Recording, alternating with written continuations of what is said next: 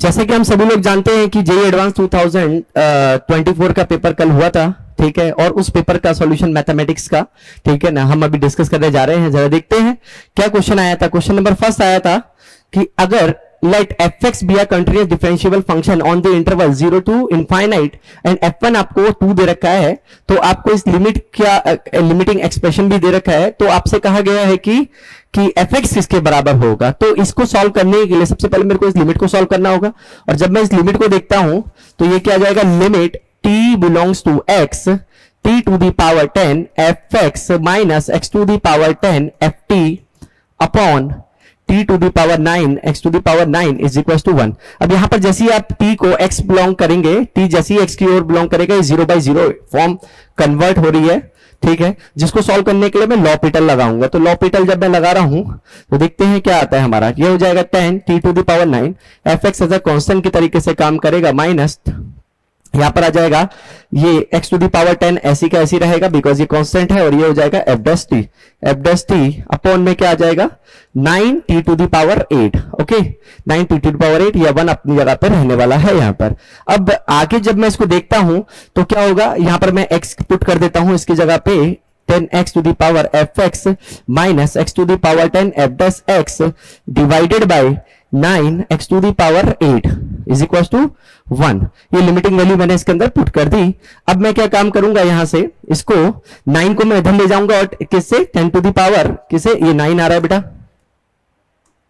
Sorry x to the power 9, ठीक। तो जैसे ही मैं यहां पर 10 यहां पर बचेगा x, ये हो जाएगा fx माइनस अपॉन में क्या आ जाएगा, ये हो जाएगा X square F dash X is equal to 9 में इधर को ले गया हूं। ओके, नाउ अब हमको क्या काम करना है, अब हमको सिर्फ और सिर्फ एक्स स्क्वायर से माइनस के एक्स स्क्वायर से डिवाइड कर देना है। जैसे मैं माइनस के एक्स स्क्वायर से डिवाइड करूंगा, मेरे पास इक्वेशन क्या होगी, ये हो जाएगी माइनस का 10 upon X F X is equal to 9/x square. Minus का एक्स स्क्वायर से बोथ साइड डिवाइड करा, तो माइनस का एक्स स्क्वायर से जैसे डिवाइड करूंगा तो ये एफ डैश एक्स हो जाएगा, और ये 10 अपॉन है ना माइनस का x हो जाएगा, 10 अपॉन माइनस एक्स। बस, तो ये अपने पास इक्वेशन आ गई है। इसका इंटीग्रेटिंग फैक्टर अगर मैं देखूं तो e to the power minus 10 upon X dx। तो यहां से मेरा जो निकल के आया है वो आया है x to the power 1/x। ये हो जाएगा log x में माइनस पावर चलाएंगे 10 की, तो कितना हो जाएगा x to the power 1 upon x to the power 10।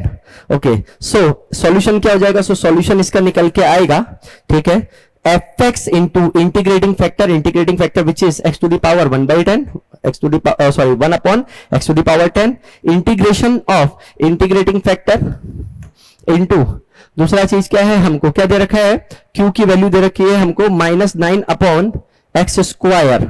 Okay, -9 upon x square हमको क्यू की वैल्यू दे रखा है, प्लस इज इक्वल टू ये कितना आ जाएगा हमारा, 9 को बाहर ले लीजिएगा, ये हो जाएगा टोटल मिला के x टू दी पावर 12 का, x टू दी पावर 12 का करेंगे तो कितना हो जाएगा 11 माइनस का 11 नीचे आ जाएगा, और x टू दी पावर 11 है ना, ये हो जाएगा आपका 1 x to the power 11।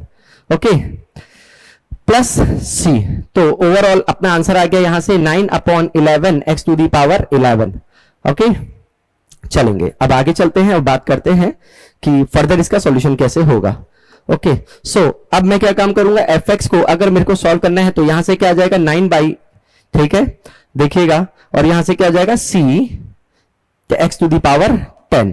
Okay, now given क्या है, आपको गिवन है कि f1 की वैल्यू 2 पर है। Now at x equals to 1 f1 की वैल्यू कितना है, 2 है, f1 आपका 2 है, तो यहां से मेरी c की वैल्यू भी आ जाएगी। So 2 is equal to 9/11 plus x plus c, तो c की वैल्यू आ चुकी है 2 minus 9/11 that is 22 minus 9 13 upon 11। ठीक है, 22 में से 9 आप माइनस करेंगे तो कितना बचेगा आपके पास 13 अपॉन 11। सो अपना आंसर क्या हो जाएगा, अपना आंसर देख लेते हैं, ठीक है ना। अपना आंसर हो जाएगा, देखिए यहां पर डाल दीजिएगा इसका सॉल्यूशन में, fx की वैल्यू कितनी हो जाएगी जो अपने ऑलरेडी निकल के आ चुके थे 9 अपॉन 11x, ठीक है, और 13 upon 11 x to the power 10 अपना आंसर आ चुका है। B answer is the correct answer. Okay, so moving to the next question, a student appears for the question consisting of only true false type of questions, answer all the questions, answer all the questions. The student knows the answer of some questions and guesses the answer for the remaining questions. Whenever the student knows the answer of the question, he gives the correct answer, assuming that the probability of the student giving the correct answer this and guess. Okay, तो हमको यहाँ पर ये जो question दे रखा है, ये Bayes theorem का क्वेश्चन हमको साफ साफ दिख रहा है, ठीक है ना, बस हमको अपना करेक्ट डेटा करना है। तो आप क्वेश्चन पढ़ना स्टार्ट करते हैं यहाँ से। स्टूडेंट कैसे आंसर करता है, प्लस ट्रू और फॉल्स में ही आंसर करता है। Student knows the answer of some question and guesses the answer. Okay, तो knows the answer and guesses the answer, दो केसेस बन रहे हैं। Whenever the student knows the answer of the question, he gives the correct answer. Okay, हाँ, assume that the probability of student giving the correct answer for question given get he has guessed it half, and assume that the probability of answer for giving the guessed given that the student answer is correct 1/6। तो सबसे पहले हम case बनाएंगे, और student no answer no करता है, इसकी हमको प्रोबेबिलिटी बतानी है। सबसे पहले हम केस बनाएंगे, केस E1। E1 क्या होगा हमारा, है ना, student knows the answer, student knows the answer, student answer जानता है। ओके, और E2 क्या हम दूसरा केस बनाएंगे, E2 जो दूसरा केस बनेगा, student guess the answer, guesses the answer. Okay, और एक और केस बनेगा that answer is correct, answer is correct, वो हमको देखना है, ठीक है। अब बच्चों अगर आप बात करोगे डेटा की, तो डेटा में जरा देखिए आप क्या क्या फिल कर सकते हो। अगर मैं इसको यहां पर लिख देता हूं, चलिए थोड़ा हमारे पास जगह बच जाएगी। A, student answer correctly, student answer correctly, student answer correctly. अब इस पूरे क्वेश्चन के अंदर मुझे क्या क्या डेटा दिया है, ये क्या बोलता है, whenever the student knows the answer he gives the correct answer. The probability of student giving the correct answer for the questions, answer correct होने की probability which is a given that he guessed it. Okay, वो क्या दे रखी है, half दे रखी है, और दूसरा क्या कह रखा है, और हमको ये भी क्या रखा है, तो हमको पहले ये डेटा चाहिए होगा। आप सब लोग जानते हैं स्टूडेंट नोज द आंसर, तो आंसर करेक्ट होने की प्रोबेबिलिटी वो 1 होगी, ये हम लोग को क्लियर पता है, क्योंकि उसने क्या बोल रखा है यहां पर देखिए, the student knows the answer of some question and guesses the for the remaining. Whenever the student knows the answer of the question he gives the correct answer, तो वो नो करता था आंसर को, he gives the correct answer, ठीक है। तो E1 वाला case हमारा इस तरीके से हो गया। PA/E2, PA/E2 वो हमको ऑलरेडी गिवन क्या रखा है, देखिए हाफ दे रखा है, given that he has guessed it, तो गैस करा तो आंसर करेक्ट होने की प्रोबेबिलिटी वो कितना है, हाफ। और अब क्या दे रखा है नीचे आपको, assume that the probability of answer for the question given that the student answer is correct. Okay, answer is correct, तो आपको ये बोल रखा है आंसर करेक्ट है, ऑलरेडी आंसर करेक्ट है, ठीक है ना। प्रोबेबिलिटी ही गेस्ड इट, है ना, उसके गैस करने की प्रोबेबिलिटी, और गैस करना कौन सा केस है, सेकंड केस है, वो आपको कितना दे रखा है, 1/6। नाउ अब हमको देखिए दोनों केस दे रखे हैं, अब हमको बस ये चीज पता है कि E1 E2 हमारे पास मिसिंग है, PE1 E2 मिसिंग है, ठीक है ना, मिसिंग है। तो मैंने इसको एक को E1 को अल्फा मान लीजिए, PE2 को, क्योंकि वही आपको निकालना है, PE1 निकालना है। देखिए स्टूडेंट नोज द आंसर, ठीक है, वो आपको निकालना है। तो ये क्या हो जाएगा, ये कैसे केस होते हैं, म्यूचुअली एग्जॉस्टिव केस होते हैं बच्चों, ठीक है ना। तो ये अल्फा, ये 1 माइनस अल्फा हो जाएगा। Now apply Bayes theorem, apply Bayes theorem, Bayes theorem आप जैसे अप्लाई करेंगे, PE2/A is equal to PA/E2 upon PA/E1 plus PA/E2 okay, ये जैसे आप लगाएंगे यहां पर, तो ये यहां पर क्या आ जाएगा, ये हम लोगों को पता है कितना कितना है बच्चों,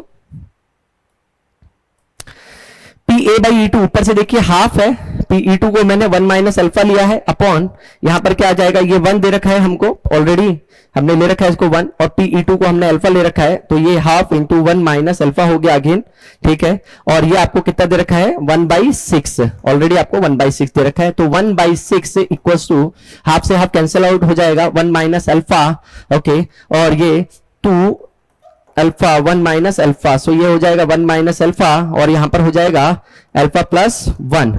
सो जब आप इसको सॉल्व करेंगे तो ये हो जाएगा अल्फा प्लस 1, 6 माइनस 6 अल्फा, तो यहां से हो गया आपका ये alpha is equal to 5/7. So our answer is 5/7. So second answer is 5/7. Moving to the next question. Okay, बहुत ही बेसिक क्वेश्चन, बहुत ही सिंपल सिंपल क्वेश्चन आए इस बार, ठीक है ना. उसमें से एक क्वेश्चन ये भी है, जरा देखते हैं इस क्वेश्चन को हमको क्या दिया है, ठीक है ना. आपको ये बता रखा है कि x जो है वो किसके बीच में लाई कर रहा है, सेकंड क्वाड्रेंट में है, इस चीज का ध्यान रखिएगा. और कॉट x की वैल्यू आपको गिवन है माइनस का 5/√11. ओके, नाउ ये जो एक्सप्रेशन दे रखा है, इस एक्सप्रेशन को क्या मैं ऐसे करके लिख सकता हूं, sin 6x. Okay, sine sine cos cos का हम फॉर्मूला बनाने की कोशिश करेंगे. 11x divided by 2 cos 6x, इसको एक ब्रैकेट में कर दीजिए. दूसरा ब्रैकेट आप करेंगे sine 6x cos 11x by 2 minus cos 6x sine 11x by 2. Okay, और ये एक्सप्रेशन की वैल्यू आपको फाइंड आउट करनी है. तो यहां पर जब मैं देख रहा हूं तो ये किसका फॉर्मूला बन रहा है, ये cos a cos b sin a sin b का फॉर्मूला बन रहा है. तो मैं इसको ऐसे करके लिख दे रहा हूं cos 6x minus 11x by 2, और यहां पर बन जा रहा है sin 6x minus 11x by 2. Okay, ये दो चीजें आ रही हैं. यस, रिकॉर्डिंग स्टार्ट है. यस, ओके, रिकॉर्डिंग स्टार्ट है. तो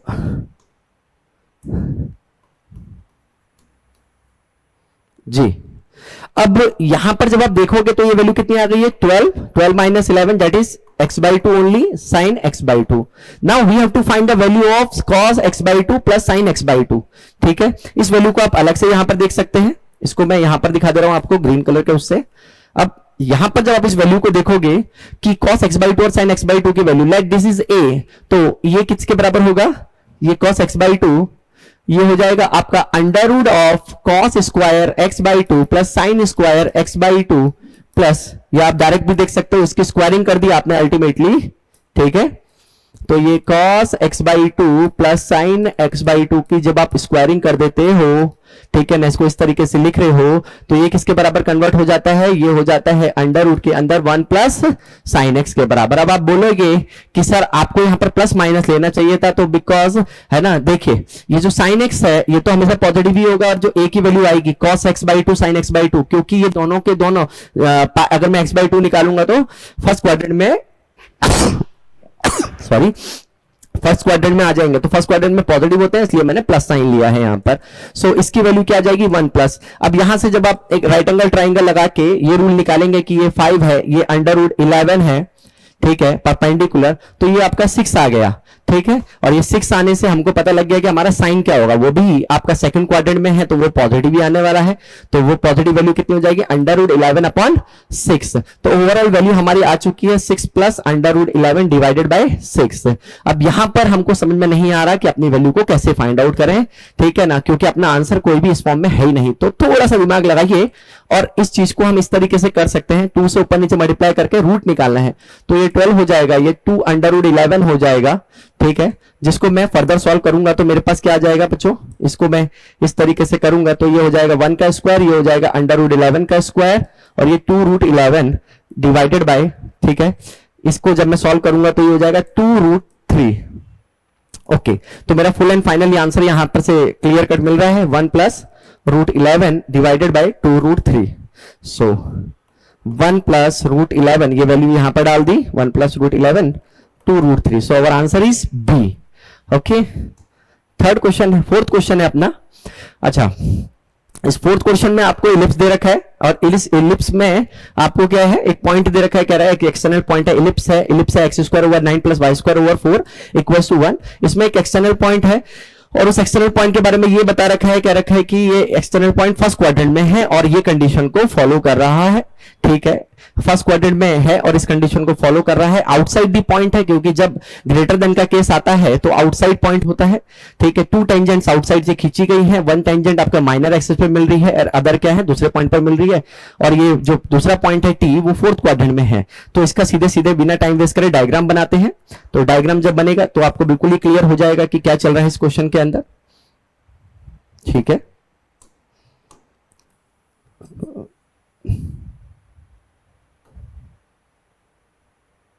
बिल्कुल. अब यहां पर अगर आप देखोगे, एक पॉइंट आपने इस तरीके से ले रखा है. ओके, और दूसरा पॉइंट कैसा ले रखा है,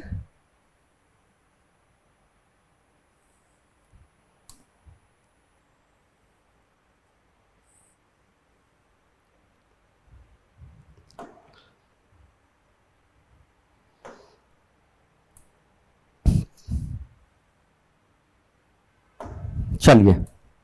तो ये जो पॉइंट है आपका, ये वाला पॉइंट, ये आपको टी दे रखा है, सॉरी ये आपको दे रखा है एस, ये पॉइंट आपको दे रखा है एस पी कॉमा क्यू। अब ये जो पी कॉमा क्यू है, क्योंकि यहां पर इस पॉइंट के कोऑर्डिनेट हमको क्लियर है, ये 0 कॉमा है, ये वर्टेक्स आपको पता है, वर्टेक्स का वैल्यू आर इसने बोल रखा है वर्टेक्स को, और ये है 3 कॉमा 0। तो यहां पर हम क्लियर देख सकते हैं कि ये एस एस नहीं होगा, तो यहां पर क्यू की वैल्यू क्या हो जाएगी, 2 हो जाएगी, है ना, यहां पर क्यू की वैल्यू 2 हो जाएगी, और ये भी पॉइंट आपको गिवन है, ये टी गिवन है, ठीक है। अब आपको क्यू पॉइंट तो पता लग ही चुका है। नाउ अब बारी आई टी की, लेट द, अब इसमें सबसे बड़ी बात है टी पॉइंट निकालना, क्योंकि once you get the T point, है ना, you can easily find this one, this triangle. We have to find area of this triangle, this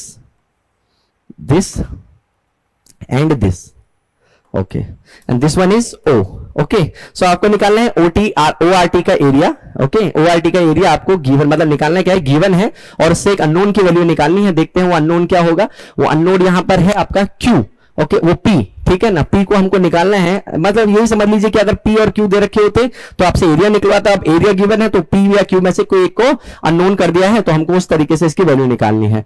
अब मैं क्या काम करूंगा, क्योंकि यहां पर Q तो आपको पता है, सो S वाला पॉइंट जो हो जाएगा वो मेरे पास क्या हो जाएगा, P, 2, ठीक है ना। लेट T के जो कोऑर्डिनेट है वो मैंने ले रखे हैं क्या, 3 cos थीटा, ठीक है ना, और 2 sin थीटा, ओके, ये आपने ले रखे हैं इसके कोऑर्डिनेट, ओके। नाउ हमको कोऑर्डिनेट पता लग चुके हैं इसके, तो अब हमको एरिया इसका निकालना आना चाहिए कि एरिया क्या होगा। सो एरिया जो हमको गिवन है, area of triangle ORT which is equal to 3/2, सही है। तो एरिया किसके बराबर होगा, हाफ ऑफ बेस कितना है इसका, OR दैट इज 3, ठीक है।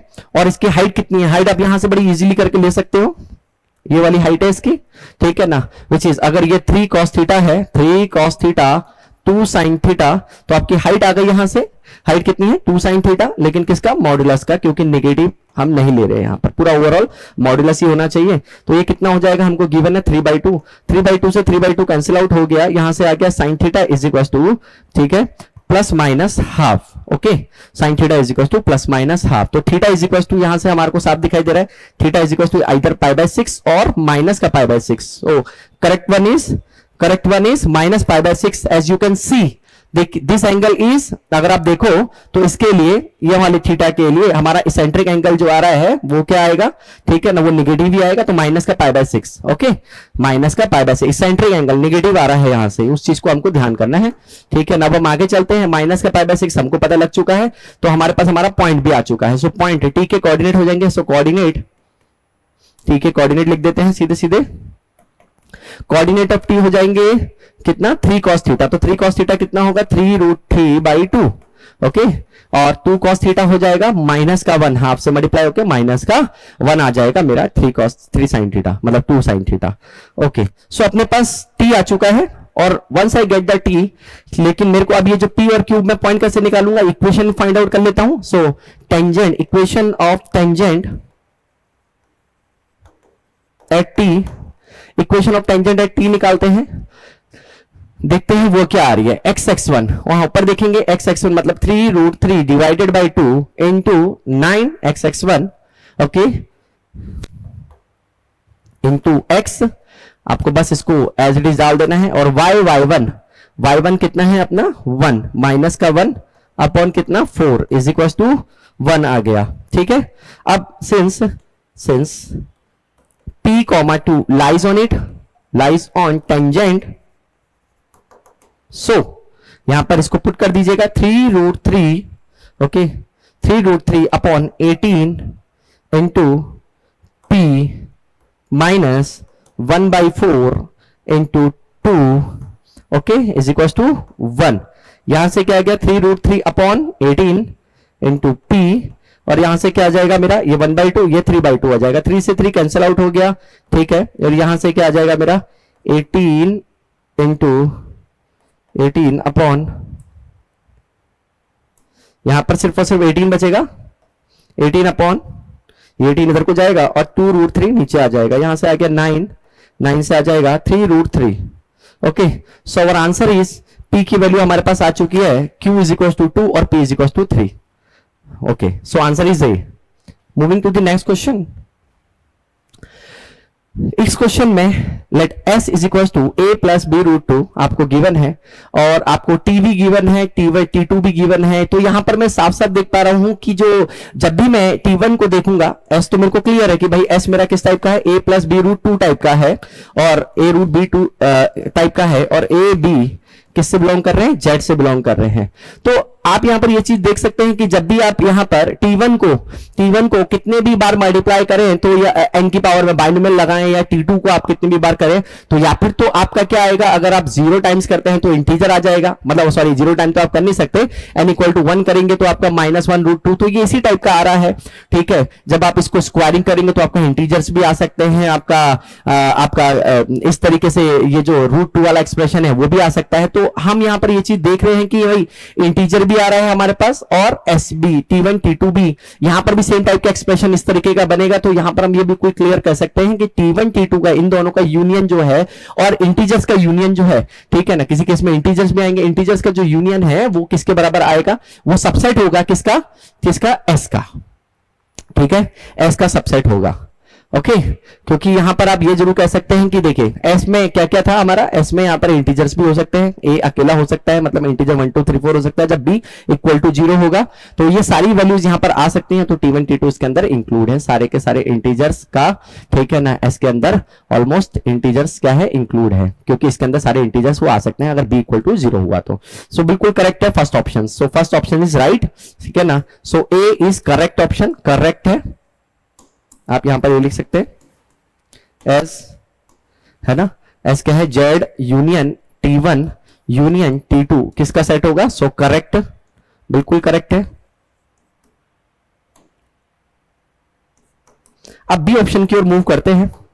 बी ऑप्शन क्या कह रहा है हमसे, देखिए कह रहा है कि T1 का कॉमन लेना है आपको, T1 का कॉमन इसके साथ। तो यहां पर आप देखिए कि इसकी वैल्यू क्या आएगी। जब मैं अगर T1 की बात करता हूं तो T1 किसके इक्विवेलेंट है, T1 इक्विवेलेंट है। T1 में कैसे सेट आएंगे हमारे, T1 में इस तरीके की वैल्यूज आएंगी -1 प्लस √2, ठीक है, और ये n आ गया, ठीक है ना, विच इज नथिंग बट, ठीक है, अप्रोक्सीमेटली अगर आप निकालो तो इसका 0.0 है ना, 0.414। अब जब आप इसको मल्टीपल टाइम्स मल्टीप्लाई करो तो गारंटी है इस बात की कि ये 0 की ओर टेंड होने वाला है। तो ऑब्वियसली बात है, जब मैं इसको आगे बढ़ाते जाऊंगा तो 0 से लेकर आप किसी भी जगह पे, तो इसने बोला तो 100% इसका कॉमन जो है वो ये तो नहीं आएगा। सो दिस है ना, दिस इज रॉन्ग, तो ये तो नहीं आने का है। So B is wrong, okay, B is wrong. तो नॉन एम्प्टी सबसेट्स नहीं होगा, एक मतलब यहां पर कोई ना कोई तो वैल्यू इसमें आएगी, इसके बीच में कॉमन आएगा ही आएगा, क्योंकि आप देख सकते हो है ना, ये 0 से लेकर 1/24 में बहुत सारी इनफाइनाइट वैल्यूज कवर कर लेगा, लेकिन है ना उसने क्या कह रखा है कि कोई भी वैल्यू नहीं आएगी, तो आप 5 नहीं आ सकता, ठीक है ना। सी वाले में अगर आप देखो ध्यान से तो सी वाला कह रहा है कि T2 के साथ है ना, T2 है क्या एक्चुअल में, T2 जो है वो approximately 1 plus √2 whole to the power this, तो अप्रोक्सीमेटली मैं 1.414 लिख सकता हूं। और इसको जब मैं करूंगा तो ये इनफाइनाइट पहुंच जाएगा n की power, when n tending to infinity, तो ये भी इन्फिनिटी की ओर जाता है, और इन्फिनिटी की ओर जाते हुए उससे पहले बहुत सारी वैल्यू 2024 नाम से पहले के बीच की कवर करेगा। तो ये 5 साइड तो नहीं होगा, है ना, 5 साइड तो नहीं होगा, इसने बोला नॉट इक्वल टू 5, तो this will be correct. Okay, now options D सही है, तो ये करेक्ट है, ये भी करेक्ट है आपका, ये रॉन्ग है। डी वाला देख लेते हैं हम।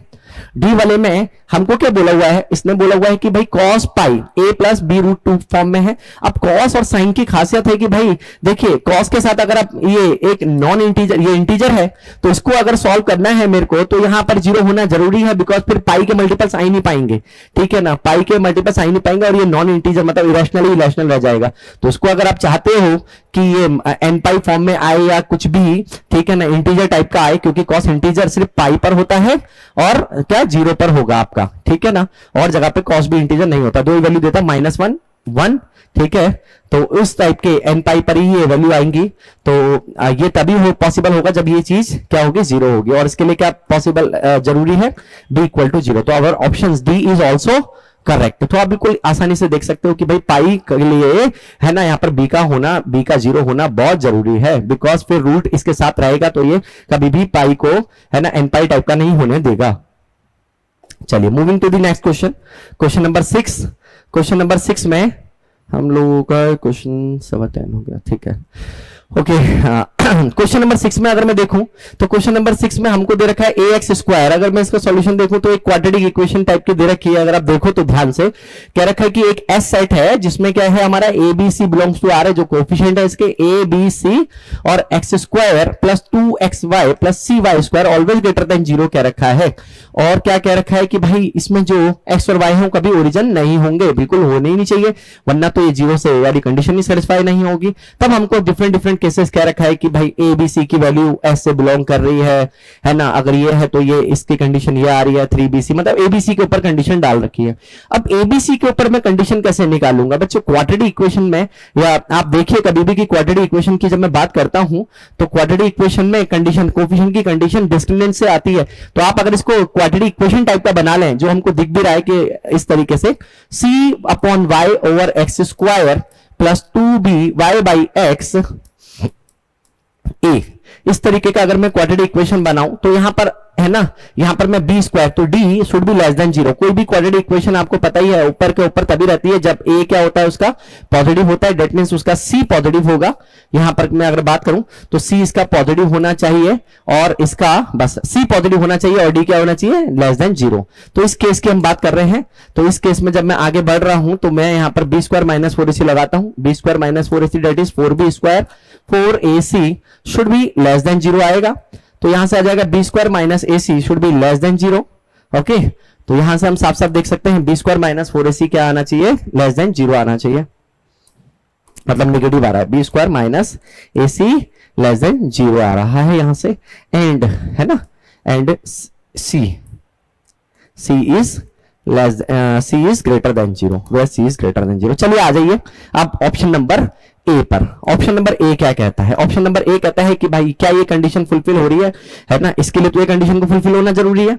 जरा देखते हैं, बी स्क्वायर की वैल्यू 49/4 माइनस ए सी कितना है 12, ठीक है, क्या ये लेस देन 0 आ रहा है? यहां पर आप देख सकते हैं, ठीक है ना, कि ये इक्वल नहीं है, कितना 48, 1/4 आ रहा है, 1/4। So our A option is wrong, so cross wrong है, ये रॉन्ग है, सही है। सो आप देख लीजिएगा इसको। बी ऑप्शन की अगर मैं बात करूं तो ऑप्शन बी में फिर अगेन मैं वही कंडीशन लगाऊंगा, B square minus A C, तो B square minus A C 1/4 हो जाएगा, शुड बी लेस देन 0। तो बी मॉड बी की वैल्यू जो आ जाएगी should be less than half आ जाएगी, मॉड बी की value should be less than half. तो ये 2 को हम इधर को लेके चले गए तो 2b less than 1। So our option B is correct one. So correct option C. Option C को चेक कर लेते हैं। ऑप्शन सी में क्या कह रखा है? ये कह रखा है कि एक 2/2 की है ना आपकी लीनियर इक्वेशन है, और 2/2 की लीनियर इक्वेशन आपको यूनिक सॉल्यूशन कब देती है? जब उसका डी मतलब है ना डिस्क्रिमिनेंट चेक कर लीजिए इसका। तो डिस्क्रिमिनेंट है A B C, okay, AC minus B square, AC minus B square आप सभी लोग जानते हैं क्या है, नेगेटिव है, क्योंकि नहीं पॉजिटिव है, क्योंकि बी स्क्वायर माइनस AC तो नेगेटिव था, तो ये क्या हो जाएगा, पॉजिटिव। सो यूनिक सॉल्यूशन आएगा, 0 नहीं है ना, तो यूनिक सॉल्यूशन। तो ये भी बिल्कुल करेक्ट बात है। अब आती है बात डी की, डी चेक कर लेते हैं बच्चों। Option number D, option number D में क्या कहा गया? अगेन a+1 c+1 और b, और ये b, तो ये हो जाएगा a+1 c+1 minus B square, तो ac plus a plus c+1 minus B square. अब यहां पर देखिए ये जो पोर्शन है AC माइनस बी स्क्वायर, यहां से हम देख सकते हैं वो क्या है, पॉजिटिव है। This is always positive, AC minus B square तो पॉजिटिव है। What about this is positive. Again अगर आप ध्यान से देखो तो मैंने C को पॉजिटिव कर रखा है, C is positive, sorry positive, C positive है, ये भी पॉजिटिव है, ठीक है ना। तो मैं अगर मैं इसके बारे में बात करूं अबाउट A के, तो ये भी पॉजिटिव है आपका। कैसे? अब A कैसे पॉजिटिव हुआ है ना, फॉर A अगर मैं A को देखूं तो आप यहां पर देख सकते हैं B square minus A C less than 0 है। अगर अब ध्यान से देखिएगा यहां पर क्या हुआ, क्योंकि इस जगह पे ये चीज अटक सकती है कि आप कह सकते हैं कि सर C तो पॉजिटिव है, 1 भी पॉजिटिव है, AC माइनस बी स्क्वायर, लेकिन A कैसे पॉजिटिव हुआ? तो कि बी स्क्वायर माइनस 4AC को, तो दिस इज पॉजिटिव। अगर मैं इसको भी पॉजिटिव बना दूंगा तो ये कंडीशन कभी फुलफिल नहीं होगी। तो इसको दोनों को सेम साइन का होना जरूरी है, मतलब यहां पर माइनस रिमेन रहना चाहिए, मतलब रहना चाहिए। तो अगर आपका सी पॉजिटिव है तो ए को भी पॉजिटिव होना पड़ेगा, ए को भी पॉजिटिव होना पड़ेगा। तो ये इसका सॉल्यूशन हो जाएगा, ठीक है ना। तो ये चीज बात पर ध्यान देना था और इस जगह पे इन लोगों ने, ठीक है ना, आपसे ना क्रिटिकल थिंकिंग यूज करवाई है, ठीक है। तो ये भी हो गया अपना आंसर, सही है। तो B C D will be your answer. Now moving to the next question. Again इस क्वेश्चन के ऊपर बात करूं अगर मैं, ठीक है, तो यहां पर अगर मैं देखूं तो यहां पर से देखिए डिस्टेंस का स्क्वायर कह रहा है कि एक 3 डायमेंशनल प्लेन है, ठीक है ना, 3D टाइप का 3 डायमेंशनल स्पेस के अंदर P और Q दो पॉइंट दे रखे हैं और X कोई पॉइंट है, उसकी डिस्टेंस इन दो पॉइंटों से डिस्टेंस का स्क्वायर का डिफरेंस दे रखा है आपको 50। तो मतलब लेट द पॉइंट, लेट जो X है, X पॉइंट को मैं ले लिया X1 Y1 Z1 वाला पॉइंट, ओके, एंड जो दूसरा वाला QY पॉइंट है उसको ले लिया मैंने X2 Y2 Z2, ओके, ये वाला पॉइंट ले लिया है। ओके, नाउ जो आपको गिवन है कंडीशन, पहली कंडीशन में आपको क्या रखा है कि देखिए इससे डिस्टेंस x की p से डिस्टेंस, तो ये हो जाएगा x1 माइनस 1 का होल स्क्वायर, y1 माइनस 2 का whole square and z1 minus 3 का होल स्क्वायर का डिफरेंस किसके बराबर आ रहा है। इसी तरीके से x1 माइनस 4 के होल स्क्वायर के बराबर, y1 माइनस 2 का होल स्क्वायर के बराबर एंड लास्ट वाला आ जाएगा आपका z1 माइनस 7 का होल स्क्वायर के बराबर, ठीक है ना। This is equal to 50, okay. अब यहां पर ये तो कैंसिल आउट ही हो गया, यू कैन सी, ओके, और यहां पर ए स्क्वायर माइनस बी स्क्वायर लगाएंगे तो आपको साफ दिखाई देगा कि 3 हो गया, ठीक है ना। ये x1 कैंसिल आउट हो जाएगा, a minus B, a plus B लगा लीजिए, 3 आ जाएगा और दूसरे में आ जाएगा 2x1 माइनस का 5, ओके। सिमिलरली यहां पर z1 माइनस z2 में यहां पर आ जाएगा 4 टाइम्स, ठीक है, 3 माइनस 7, तो माइनस माइनस प्लस हो जाएंगे, आपको पता ही है ये बात, ठीक है। ये 10 इज इक्वल टू 50, आपको ये गिवन हो गया, ओके। नाउ यहां पर 6x1 minus 15 plus 8z1 minus का 40 इज इक्वल टू 50, तो यहां से आ गया 6x1 plus 8z1 is equal to 115। देखिए यहां पर 55 आपका यहां से आ गया, कितना हो गया 55, तो ये आ जाएगा आपका 105 40, ओके। बच्चे आ रहे क्या, ओके। तो 6x1 ये आपका हमारे यहां पर आ चुका है 40 और ये 15, ये हो गया 55, 105, तो यहां से आ गया आपका 105। सो इक्वेशन नंबर 1 आ चुकी है। सिमिलरली करके आप दूसरे वाले पे जाएंगे जब, तो दूसरा वाला आपको दिखाई देगा, है ना, x2 माइनस, अब q से लेना है x2 माइनस 4 का होल स्क्वायर, y2 माइनस 2 का होल स्क्वायर, z2 माइनस 7 का होल स्क्वायर, z2 माइनस 7 का होल स्क्वायर, ठीक है। माइनस लगाना है, माइनस किसके साथ करना है, प्लस वाले इसके साथ, x2 माइनस 1 का होल स्क्वायर, y2 माइनस 2 का होल स्क्वायर, z2 माइनस 3 का होल स्क्वायर, तो ये दोनों कैंसिल आउट हो गए। और यहां पर भी मैं देख सकता हूं, लेकिन किसका माइनस का आएगा, माइनस का 3, तो ये हो जाएगा 2x2 माइनस का 5, ओके। माइनस का 3 अपनी जगह पर रहेगा बिकॉज, ठीक है ना, माइनस का 4 प्लस का 1। सिमिलरली यहां पर z के आप केस पे आ जाइए, z के केस में क्या होगा, z के केस में आपका आ जाएगा 7 माइनस 3, माइनस का 4 हो जाएगा, अगेन माइनस का 4, और ये हो जाएगा 2z2 माइनस का 10 इज इक्वल टू 50 आपको गिवन है, इज इक्वल टू 50 आपको गिवन है। नाउ अब इसको जब मैं सॉल्व करता हूं फर्दर, तो ये हो जाएगा मेरा कितना, 6x2 प्लस 15, 6x2 माइनस का 6x2 प्लस 15 प्लस 8 माइनस का 8, sorry, minus 8z2 plus 40 is equal to 50, okay. So यहां से कितना आ जाएगा वो हमको देखना है। अगेन ये हो जाएगा 6x2 प्लस 8z2, ये हो गया अपना 5 के इक्वल आ गया, इक्वेशन नंबर 2 आ गई, देखिए 55 और ये, ओके। सो इक्वेशन 1 और इक्वेशन 2 से हमको क्या दिख रहा है, इक्वेशन 1 और इक्वेशन 2 से हमको क्या मिल रहा है, ये दो प्लेन बता रहा है। अब जरा प्लेन के ऊपर बात कर लेते हैं।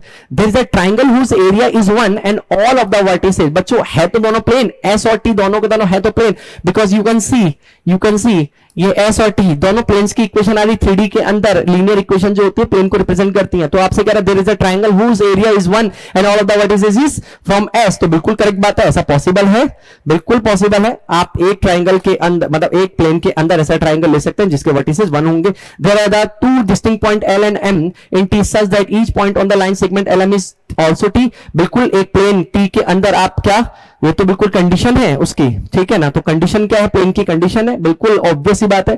प्लेन की कंडीशन, आप प्लेन के ऊपर 2 पॉइंट लेंगे तो लाइन सेगमेंट का टी के ऊपर आपने एल और एम पॉइंट लिया, तो लाइन सेगमेंट का हर एक पॉइंट प्लेन के ऊपर ही तो लाई करेगा, और कहां लाई करेगा, तो डेफिनेशन है, ये तो बाय डेफिनेशन है, ठीक है। There are the infinitely many rectangles of perimeter 48, two of whose vertices are S, okay. तो दो प्लेन अगर आपके इस तरीके से है, कह रहा है दोनों के दोनों प्लेन पैरेलल हैं, दोनों के दोनों प्लेन पैरेलल हैं, और we can see the value, यहां से अगर हम इसकी वैल्यू देखें तो इसका जो आ रहा है वो आएगा आपका 5 10 डिवाइडेड बाय 10। तो ये दोनों की बीच की डिस्टेंस जो आ रही है हम यहां पर देख पा रहे हैं, वो आ रही है आपकी 105 100 अपॉन, ठीक है, ये आ जाएगा C1 minus C2 100 upon distance D 100 upon दोनों का स्क्वायरिंग आ रही है कितना, 10 के बराबर। तो दोनों के बीच की डिस्टेंस बच्चों 10 है, ये 10 है। तो yes there the infinitely many rectangles whose perimeter, ठीक है। अगर बीच की डिस्टेंस 10 है तो मैं यहां से कुछ कितने भी लेंथ का ले सकता हूं, तो ये तो बिल्कुल पॉसिबल है, 2 पॉइंट ऊपर और 2 पॉइंट नीचे, ठीक है। There is a square of perimeter 48, two of whose vertices are from S and other two are from T. बच्चों अब ये वाला केस जो है इसको थोड़ा सा समझना है। यहां पर देखिए दो प्लेन अगर इस तरीके से मैंने ले रखे हैं ये, तो सपोज करिए मैंने यहां पर एक इस तरीके से ले लिया, ओके या आप ऐसे करके देखिए, अगर मैं स्लैंट में लेता हूं कुछ दो प्लेनों को तो भी तो पॉसिबल है। अगर मैं इसको इससे स्लैंट में ऐड करता हूं, मतलब ऐसे करके, तो आप मुझे बताइए, ठीक है, ये मैंने स्लैंट में हाइट मतलब लिया है, आपका दो प्लेन इस तरीके से है तो मैंने इसको इस तरीके से लिया है, ये ऐसे, आप समझ रहे हो, ऐसे करके लिया। तो आप यहां पर जब एंगल देखोगे तो है तो 90 डिग्री ना, इसका और इसके बीच का एंगल, ये स्क्वायर ही है। तो यहां पर एक infinitely many squares can be possible, many squares can be possible, because अब जब आप स्लैंट में लोगे, ऐसे अगर आप देखो बिल्कुल सीधा तो पॉसिबल नहीं है, लेकिन जब आप स्लैंट में लोगे तो पॉसिबल है, ठीक है ना। तब आपका ये जो 10 है, ये 10 का गैप कितना हो जाएगा 12, और रीजन क्या है उसका, बिकॉज यहां पर बोल रखा है कितना 48 पेरीमीटर, तो साइड, अगर मैं साइड की बात करूंगा तो इस साइड कितनी होगी 12 की, तो जब मैं स्लैंट में ले लूंगा उस स्क्वायर की साइड को तो वो 12 बन सकती है, और यहां पर तो मैं कितने भी ले सकता हूं, यहां से तो कोई रिस्ट्रिक्शन ही नहीं है। तो again D option is also correct, तो अकॉर्डिंग टू मी है ना, ABCD सारे ऑप्शंस इसके करेक्ट होंगे। सो क्वेश्चन नंबर 8 के ऊपर जल्दी से आते हैं। अगर मैं बात करूं आपसे, ठीक है, 3x plus 2y is equal to log of 3√3 और ये 18, ठीक है ना, 5/4, ओके। सो यहां से अगर आप देखो तो ये क्या है, स्क्वायर है, ये 3√2 का स्क्वायर दिया है आपको, तो स्क्वायर दिया तो ये कितना हो जाएगा 5/2, और यहां से आपका आंसर आ गया 5/2। दैट मींस इक्वेशन आ गई है 3x plus 2y equals to 5/2, एक इक्वेशन आपके पास है। नाउ दूसरी equation 2x minus y log b की वैल्यू कितनी दे रखी है, b की वैल्यू दे रखी है माइनस का 5/6 √6 की पावर -1 अपॉन में करके दिया है, तो इसको हमको देखना है। और दूसरा क्या दिया है, अंडर रूट ऑफ 1080, ओके।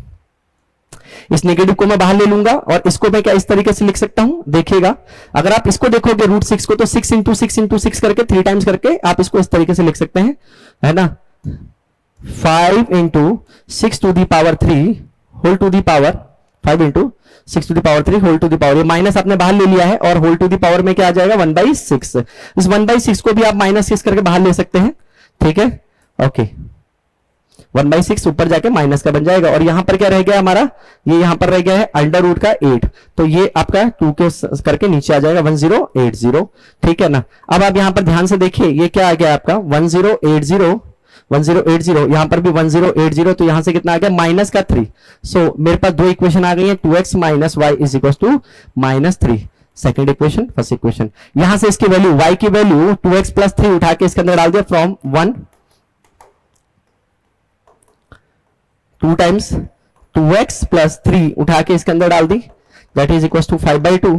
तो अपने x की वैल्यू कितनी आ जाएगी 7x plus 6 is equal to 5/2, तो 7x कितना आ जाएगा 5/2 minus 6, that is 12 minus 7/2 minus का, तो ये कितना हो जाएगा x is equal to minus का हाफ आ जाएगा, x इक्वल टू माइनस का हाफ आना चाहिए, x equal to minus half, and y is equal to कितना आ जाएगा, जब y इज इक्वल टू आ जाएगा माइनस का हाफ, अब जब डालेंगे तो y इज इक्वल टू कितना आ जाएगा 2, ठीक है, माइनस का हाफ और ये 2, तो अपने को क्या निकालना है, ठीक है देख लेते हैं। तो 2x plus 3 that is minus 1 plus 3 that is 2, ठीक है ना, तो माइनस का हाफ। सो फाइनल वैल्यू क्या निकालनी है अपने को, 4x प्लस 5y, तो x इक्वल टू कितना आया था अपना माइनस का हाफ, और यहां पर कितना आया है अपना 2, ठीक है, तो ये कितना आ गया माइनस का 2, ये प्लस का 10 that is 8, so the answer is 8। Last question जो हमको अभी देखना है फिलहाल के लिए, ओके, फिर हम लोग बाद में करते हैं दूसरा। यहां पर इस इक्वेशन के साथ fx आपको दे रखा है, ठीक है ना, fx की वैल्यू आपको दे रखी है। अगर आप ध्यान से देखो कि आपको f1 भी दे रखा, तो जैसे मैं fx के अंदर f1 डालूंगा तो ये माइनस का 9 किसके बराबर हो जाएगा, 1 plus a plus b plus c के बराबर आ जाएगा। तो यहां से a plus b plus c की वैल्यू कितनी आ गई है, माइनस का 10। एक इक्वेशन आ गई है, एक इक्वेशन आ गई है, ठीक है ना। नाउ अब दूसरी कंडीशन है, नाउ ठीक है, x is equal to I root 3, root है किसका, इस इक्वेशन का। So 4 I root 3 whole cube plus 4 a I root 3 whole square 2b I root 3 is equal to 0 2px। Okay, अब यहां पर अगर आप देखो तो मैं सबसे पहले तो एक आई रूट 3 हटा दूंगा, मेरे पास क्या बचेगा, आई रूट 3 स्क्वायर 4a आई रूट 3 और 2b इज इक्वल टू 0। यहां से आई स्क्वायर हो जाएगा माइनस का, ये हो जाएगा 3, ये हो जाएगा 4a 4 रूट 3 a आई, और ये हो जाएगा 2b is equal to 0। Okay, so यहां से आ जाएगा 2b माइनस 12। सो b की वैल्यू हमारी कितनी आ गई है, यहां से 6 आ गई है, b की वैल्यू 6 आ गई है, 2b माइनस 6। अगर आप यहां से देखेंगे तो 2b माइनस 12, तो 2b इज इक्वल टू मेरा कितना आ जाएगा, अगर मैं यहां से देखूंगा तो b इज इक्वल टू 6 आ जाएगा और a इज इक्वल टू 0 आ जाएगा। तो ऊपर से c की वैल्यू निकाल लेते हैं, c की वैल्यू कितनी आ जाएगी, b a की वैल्यू कितनी है, a की वैल्यू 0 है, from 1 0 plus 6 plus c, okay 10, तो c की वैल्यू कितनी आ गई है 4। ओके, सो अपने पास सारी चीजें आ चुकी हैं। सो इक्वेशन का सॉल्यूशन fx का, ठीक है ना, अब ऊपर डाल देंगे। So x to the power 4 plus a की वैल्यू कितनी है 0 है, b की वैल्यू आपकी कितनी है 6, x स्क्वायर प्लस c की वैल्यू कितनी है, c की वैल्यू है 4 इक्वल टू 0। तो यहां से मैं साफ देख सकता हूं x स्क्वायर, ठीक है ना, इसको मैं t पुट कर लेता हूं, t square plus 6t plus 4 equal to 0, जिसके दो रूट आ रहे हैं, t प्लस 2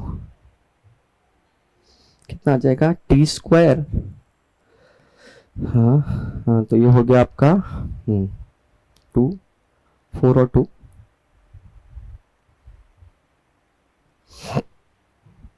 एक मिनट,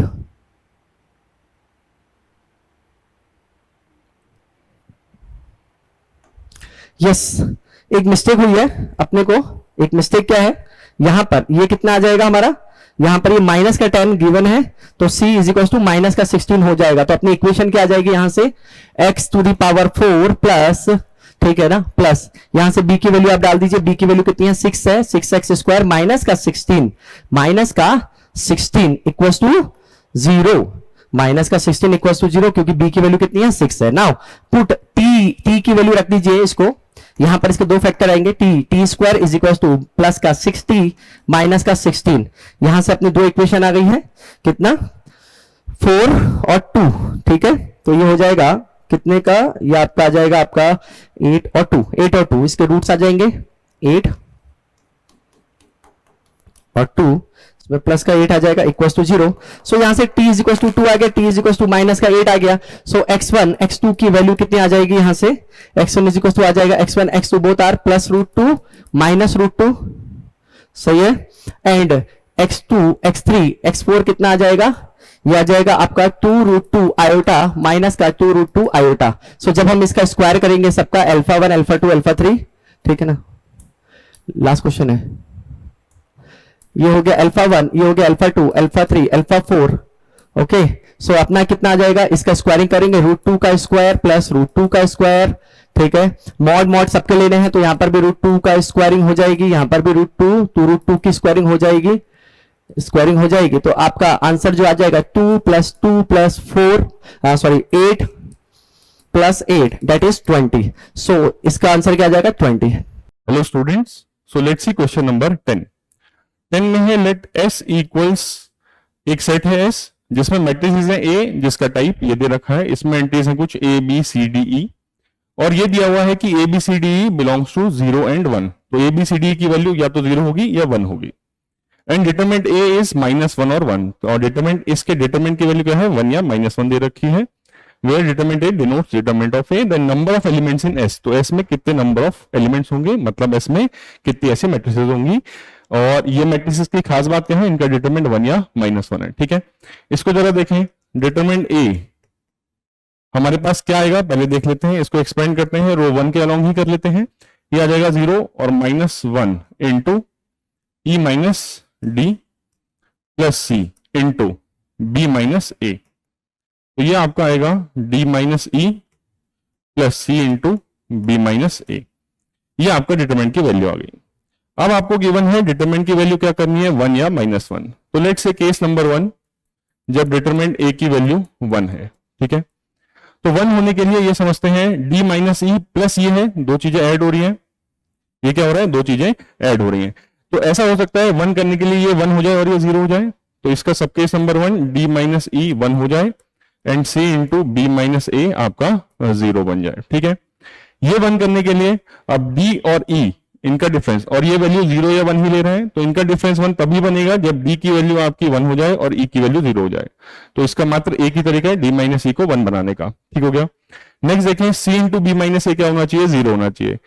अब ये 0 करना है हमको, दो चीजों का प्रोडक्ट 0 है, तो हम क्या करते हैं टोटल केस निकाल लेते हैं, माइनस वो वाले केस कर लेंगे जब ये नॉन 0 रहेगा। ठीक है, तो टोटल कितने केस बनेंगे, टोटल बनेंगे ये हमको करना है c की वैल्यू या तो 0 होगी या 1। इसके लिए दो ऑप्शन, इसके लिए भी दो, इसके लिए भी दो ऑप्शन, 0 या 1।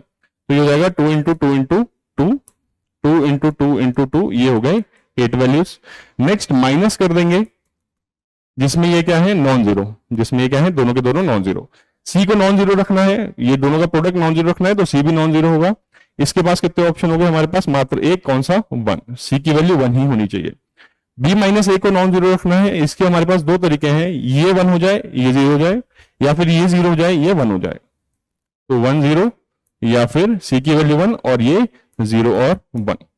तो दो केस हमारे माइनस करने पड़ रहे हैं, तो 8 माइनस 2, ये कितने केस बन गए, 6 केस बन गए इस केस में। नेक्स्ट इसी में एक और सब केस हो सकता है, हमने क्या करा सम 1 लाना है, ये प्लस ये, डिटरमिनेंट की वैल्यू 1 होनी चाहिए। एक और तरीका क्या हो सकता है, ये 0 हो जाए और ये 1 हो जाए। लास्ट केस में क्या था 1 + 0, अब 0 + 1।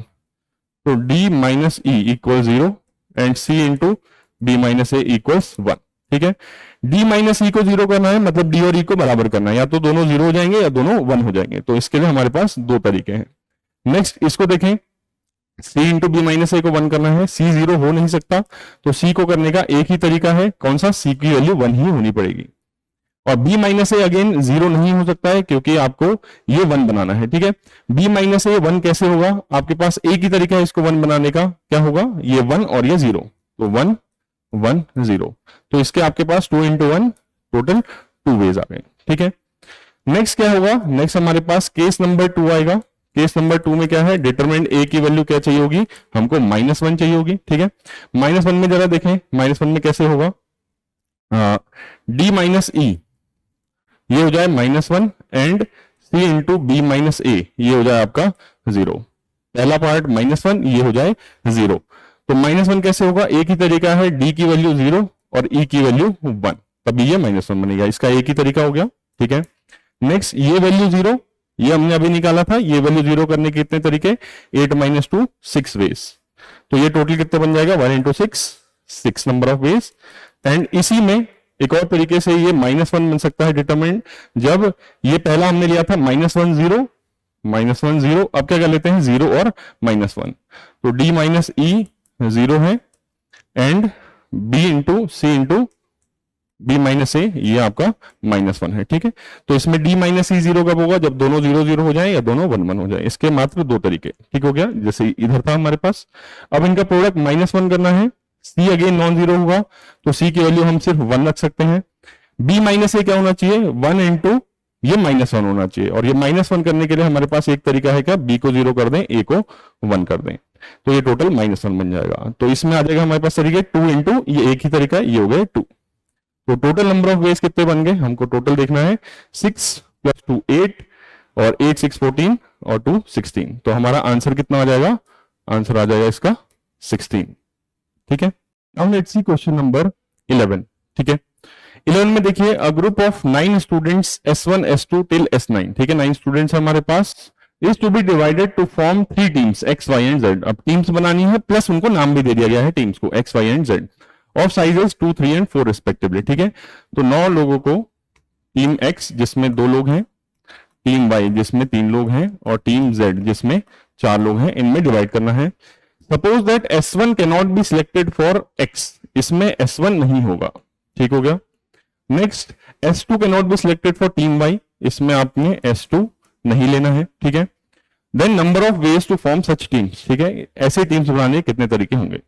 सबसे पहले हम क्या करते हैं, हम कर लेते हैं टोटल कितने होंगे, हम क्या देखते हैं टोटल कितने होंगे, total number of veg without these restrictions. ठीक है, विदाउट दीज रिस्ट्रिक्शंस हमने सिंपली क्या करना है, ग्रुपिंग करनी है 9 की 2 3 और 4 वेज में। ठीक है, तो ग्रुपिंग का फॉर्मूला हम लगा सकते हैं 9 factorial divide by 2 factorial 3 factorial 4 factorial. ठीक है, इसमें कैंसिल कर देते हैं 2 इंटू 3 इंटू 2, 4 फैक्टोरियल से कैंसिल होगा 9 8 7 6 5। ठीक है, ये 6 उड़ गया, ये आ गया 4, ये आ जाएगा 36 इंटू 35।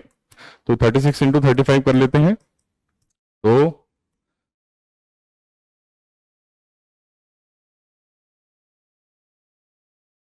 आ जाएगा 0 2 1 2 6 0।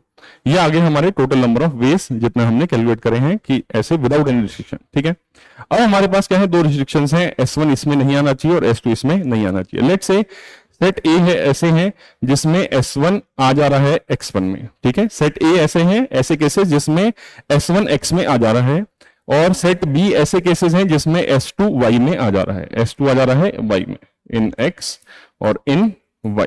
ठीक है, तो हमें ये टोटल में से एक केसेस हटाने पड़ेंगे। ठीक है, तो टोटल में से हमें क्या हटाना है, A यूनियन B हटाना है। ठीक है, तो हमें क्या निकालना पड़ेगा, A यूनियन B। अगर ये हो जा रहा है तब भी हटा देंगे, और B happens then also we have to remove this. ठीक है, तो A यूनियन B के हमें काउंट करने पड़ेंगे number of veg, number of cases. ठीक है, तो ये कैसे आएंगे, number of cases in A plus number of cases in B minus number of cases in A intersection B। ठीक है, A जरा निकालें, A कितना हो जाएगा हमारे पास, A हो जाएगा, A कौन से केसेस हैं, जब S1 X में आ जा रहा है। ठीक है, तो हम 9 लोगों की ग्रुपिंग कर रहे हैं, और एक बंदा X में ऑलरेडी प्री डिफाइंड है।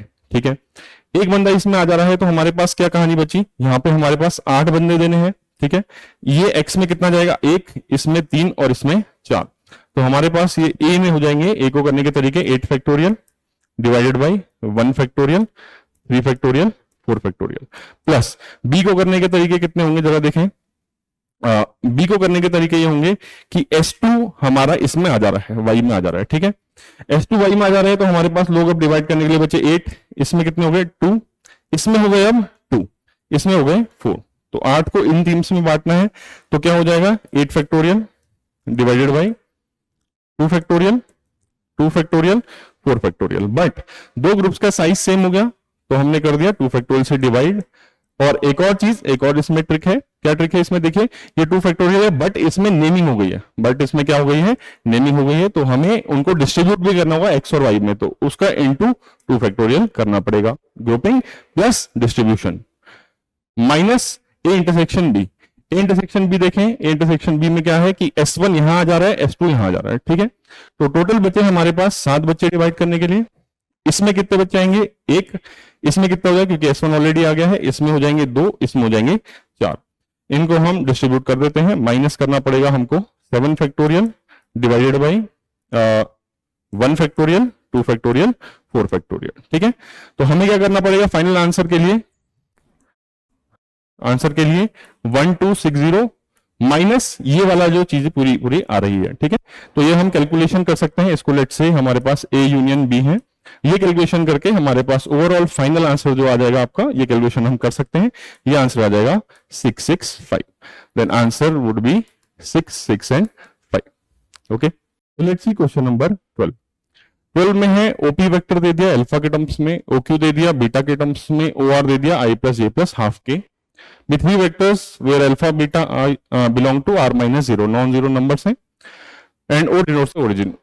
आपको दिया है OP cross OQ dot O R is 0। अब ये क्या है, स्केलर ट्रिपल प्रोडक्ट है क्या इन तीनों वेक्टर्स का, OP O R OQ and O R का स्केलर ट्रिपल प्रोडक्ट कितना दे रखा है, 0 दे रखा है, and the point alpha beta 2 and so on. ठीक है, पहले इसको हम देखते हैं, ये क्या है, स्केलर ट्रिपल प्रोडक्ट क्योंकि 0 है, मतलब तीनों वेक्टर्स क्या है, कोप्लेनर है, और इनको हम डिटरमिनेंट फॉर्म में कन्वर्ट कर सकते हैं। डिटरमिनेंट फॉर्म में कन्वर्ट कर देते हैं, alpha minus 1 by alpha 1 1 1, beta minus 1 by beta and 1 1 1 half equals कितना, 0। ठीक है, इसको एक्सपेंड ही कर देते हैं, एक्सपेंड करके क्या आएगा देखते हैं, alpha minus 1 by alpha into half into beta minus 1 by beta, तो इसको ऐसा लिख लेते हैं, beta minus 1 by 2 beta minus 1 half minus 1 plus ये हो जाएगा 1 into 1 minus beta minus 1 by beta equals 0। तो ये हमारे पास आएगा alpha minus 1 by alpha, LCM लेंगे, beta minus 1 minus 2 beta upon 2 beta, ये हो जाएगा minus half minus 1 plus half, plus यहां पे एलसीएम ले सकते हैं बीटा, ये हो जाएगा beta minus beta plus 1 equals 0। इसको आगे सॉल्व करें, हमारे पास ये बन जाएगा minus beta minus 1 alpha minus 1 minus beta minus 1 upon 2 alpha beta plus half plus 1 by beta equals 0। ठीक है, अब एलसीएम ले लेते हैं 2 अल्फा बीटा, या फिर पूरे इक्वेशन को 2 अल्फा बीटा से मल्टीप्लाई कर देते हैं, ये हो जाएगा आपका 1 माइनस अल्फा, इसको थोड़ा चेंज कर देते हैं, into 1 plus beta plus 2 alpha beta से मल्टीप्लाई करेंगे, ये अल्फा बीटा हो जाएगा, ये हो जाएगा आपका 2 अल्फा इक्वल्स 0। मल्टीप्लाई करें 1 minus alpha plus beta minus alpha beta plus alpha beta plus 2 alpha equals 0। Alpha beta minus alpha beta, 2 alpha minus alpha हो गया alpha plus beta, alpha plus beta plus 1 equals कितना है, 0। तो एक relation हमारे पास आ गया alpha beta में, alpha plus beta कितना है, अल्फा प्लस बीटा प्लस 1 0 है, या ऐसा बोल देंगे अल्फा प्लस बीटा कितना है, -1 है। ठीक हो गया। नेक्स्ट देखें, आपको दिया है alpha beta and 2 lies on this plane, alpha beta and 2 lies on this plane, तो इसमें सेटिस्फाई करवा लेते हैं अल्फा बीटा एंड 2 को। तो 3x मतलब 3 alpha plus 3 beta plus 3x plus 3y minus z means -2 plus l equal 0, -2 plus l equals 0 है। आपको क्या चाहिए, आपको l की वैल्यू बतानी है। अब देखिए यहाँ पे अल्फा प्लस बीटा कितना है, -1 है, यहाँ पे हम 3 कॉमन ले सकते हैं, alpha plus beta -2 plus l equal 0, तो इसमें -1 पुट कर देते हैं, -2 प्लस l इक्वल 0, तो -3 -2 -5 उधर जाएगा, l की वैल्यू क्या हो जाएगी, 5। तो आपका आंसर इस सवाल का हो गया 5, तो answer is 5। Let's see question number 13। तो 13 में क्या है, let x be the random variable, ठीक है, and let x equals to x, random variable की वैल्यू स्मॉल x है, denote the probability that x takes the value x। ठीक है, रैंडम वेरिएबल जो हमारा नॉर्मल थ्योरी होती है वो सब दे रखा है। Suppose that points x comma p x equals to x, ठीक है, x कॉमा लेट्स से इसको थोड़ी देर के लिए y बोल दें, x equals to 0 1 2 3 4 lie on fixed straight line in xy plane. ठीक है, तो ये x कोऑर्डिनेट है और ये y कोऑर्डिनेट है, और ये किस पे लाई कर रहा है, स्ट्रेट लाइन पे, for what values of x from 0 to 4। ठीक है, तो x की वैल्यू 0 होगी, 1 होगी, 2 होगी से लेकर 4 तक, ये क्या है वैल्यूज, ये हमारे पास स्ट्रेट लाइन पे लाई कर रही है। ठीक है, and px equal small x equal 0 for all x belonging to r minus this. तो अगर x की वैल्यू ये नहीं है, 0 1 2 3 4 के अलावा x की वैल्यू और कोई भी होती है, तो ये कितना बन रहा है, ये प्रोबेबिलिटी कितनी बन रही है, 0 बन रही है। ठीक है, if the mean of x is 5/2 and variance is of x is alpha, तो मीन 5/2 दे दिया, वेरिएंस अल्फा है 24 अल्फा, मीन्स आपको वेरिएंस ही निकालना है। ठीक है, तो सवाल जरा देखते हैं इसमें क्या कहानी है। सबसे पहले आपको मीन है सिग्मा पी आई एक्स आई होता है, तो आप टेबल बनाएंगे एक्स आई और पी आई की। लेकिन उससे पहले एक चीज क्या है, एक्स कॉमा वाई। ये मतलब इसको लेट से अगर हम वाई बोल दें तो ये स्ट्रेट लाइन पे लाई कर रहा है, आपको दे रखा है, तो y equals let's assume P X M X plus C type से है, ठीक है, ये line M X plus C है। तो प्रोबेबिलिटी की वैल्यू जो आ रही है वो किस फॉर्मूले से आ रही है, एम एक्स प्लस सी फॉर्मूले से आ रही है, ठीक है। एक्स की वैल्यू अलग अलग डालेंगे, एक्स की वैल्यू आप रख सकते हो 0 1 2 3 4, इसमें क्या रख सकते हो, एक्स की value 0 1 2 3 4 and for other values probability will be 0। तो हम एक बार जरा बना लें P I and x I, table बनाते हैं x I and P I, ठीक है। तो एक्स आई कितना होगा, एक्स आई 0 हो सकता है, 1 2 3 4 5 एंड 6 एंड सो ऑन, ठीक है, अलग अलग हो सकते हैं, बट इनका ज्यादा मैटर नहीं करेगा ये, क्योंकि ये वैल्यू कितनी हो जाएगी 0। 0 पे देखें 0 से 4 तक ये फॉर्मूला लगेगा, तो 0 रखेंगे तो ये आपकी प्रोबेबिलिटी आ जाएगी सी, ठीक है। यहां पे 1 रख सकते हैं, ये प्रोबेबिलिटी आ जाएगी m प्लस सी। यहां पे रखेंगे x को 2 तो 2m प्लस सी, ये हो जाएगा 3m प्लस सी 4m प्लस सी। यहां पे x को 1 2 3 4 एंड 0 रख दिया, एंड बाकी वैल्यूज के लिए प्रोबेबिलिटी कितनी है 0। ये सब क्या रहेंगे आगे, सबके सब 0 रहेंगे, ठीक है। अब आपको चाहिए मीन है 5/2 दे रखा है और वेरिएंस आपको निकालना है। सबसे पहले ये देखते हैं, सबसे पहले क्योंकि सम ऑफ प्रोबेबिलिटीज इज 1, हमें पता है सबकी प्रोबेबिलिटीज का सम कितना आएगा 1, तो इन सबको ऐड कर देते हैं, कितना हो जाएगा 1 2 3 4 5 5c प्लस m कितना हो जाएगा 1 3 6 10 10m, ये कितना है 1, ठीक है। इसको भी ऐसे ही रहने देते हैं, लेट्स से क्वेश्चन नंबर 1 है, ठीक है। नेक्स्ट आपको दे रखा है मीन इज 5/2। मीन क्या होता है, sigma P I x I, this is 5/2, ठीक। तो पी आई एक्स आई हम मल्टीप्लाई करते जाते हैं, ऐड करते जाते हैं, यहां से हो जाएगा 0, यहां से हो जाएगा m प्लस सी, यहां से हो जाएगा 2 into 2m plus C, then 3 into 3m plus C, then 4 into 4m plus c, and then this product would be 0, this would be 0, and everything else would be 0. So this is 0. So this is 5/2, not 0. Rest are 0, and this equals the mean, which is 5/2. ठीक है। इसमें जरा देखें, हम m को club करेंगे, m में coefficients क्या कहेंगे, 1 प्लस 4 प्लस 9 प्लस 16। इसमें सिग्मा m स्क्वायर भी लगा सकते हैं, डायरेक्ट ऐड भी कर सकते हैं। c में क्या आ जाएगा 1 प्लस 2 प्लस 3 प्लस 4 इक्वल्स 5/2। तो m इंटू इसको वैल्यूज को ऐड कर देंगे 25 एंड 30 प्लस c में कितना आ जाएगा 4 10c इक्वल्स 5/2। तो हमारे पास दो इक्वेशन आ गई, equation number 1 and equation number 2। इनको सॉल्व कर लेते हैं, इनको सॉल्व करते हैं, कितना आएगा, यहां पे है 5c 10m, इसको हम 2 से मल्टीप्लाई कर देते हैं, 20m प्लस 10c इक्वल्स 2,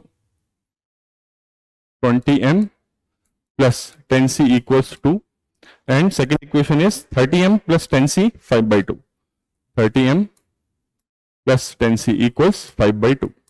इनको हम सॉल्व करके साथ में m और c की वैल्यू निकाल लेते हैं, दिस माइनस दिस कर देते हैं 10m, ये 0 हो जाएगा, 2.5 माइनस 2 तो हाफ, m की वैल्यू हमारे पास आ गई 1/20, और c की वैल्यू निकालने के लिए हम किसी भी इक्वेशन में पुट कर देते हैं, सिंपल सा इसमें रख देते हैं, c की वैल्यू निकालने के लिए 5c हो जाएगा 1 minus 10m, 5c 1 minus 10m, ये हो गया 1 माइनस 10/20 तो हाफ, तो c हो गया हमारे पास 5c इज 1/2, c इज 1/10। तो m की वैल्यू आ गई हमारे पास, c की वैल्यू आ गई। नेक्स्ट क्या बोला है, वेरिएंस ऑफ एक्सिस अल्फा, इसका वेरिएंस निकालते हैं। वेरिएंस की कहानी कैसे आएगी, वेरिएंस का हमारे पास फॉर्मूला होता है बाइनोमियल डिस्ट्रीब्यूशन के लिए, सॉरी प्रोबेबिलिटी डिस्ट्रीब्यूशन के लिए, sigma P I x I square minus mean का स्क्वायर, ठीक है। तो लगाते हैं इसमें पी आई इंटू एक्स आई का स्क्वायर, तो प्रोबेबिलिटी मल्टीप्लाई होगी इसके स्क्वायर से, ठीक है। तो दिस इंटू 0 का square 0, m plus C into 1 का square, m plus C into 1 का square is 1, 2m plus C into 2 का स्क्वायर, 2 का square into 2m plus C. Similarly यहां पे क्या हो जाएगा, 3 का स्क्वायर इंटू 3m प्लस सी, 4 का square into 4m plus c, 3 का square into 3m plus c, and 4 का square into 4m plus c, and this value minus 5/2 का square. This is alpha. This is given as variance is given as alpha. Then let's calculate this value m. Calculations इसमें m के जो coefficient आएंगे 1 plus 1 plus 8 plus 27 plus 64. हम sigma m cube भी लगा सकते हैं इसमें सिंपल से. प्लस c में क्या क्या आएगा 1 plus 4 plus 9 plus 16 minus 25/4. Values calculate करते हैं. 64 9 36 एंड 64 100.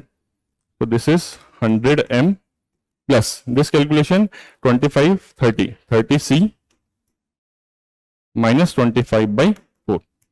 m और c की वैल्यूज इसमें पुट कर देते हैं. m क्या है हमारे पास 1/20, तो ये हो जाएगा 1/20 is 5 plus c is 1/10, so this would be 30 into 1/10 3 minus 25/4. ये हो गया 8 minus 25/4 32 minus 25 7/4. ओके, तो अल्फा की वैल्यू 7/4 आ गई. हमको क्या चाहिए 24 अल्फा.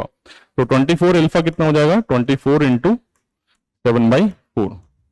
तो दिस इज 642. तो हमारा आंसर ओवरऑल क्या आ गया 42. So answer for this question would be 42. Okay, so let's see question number 14.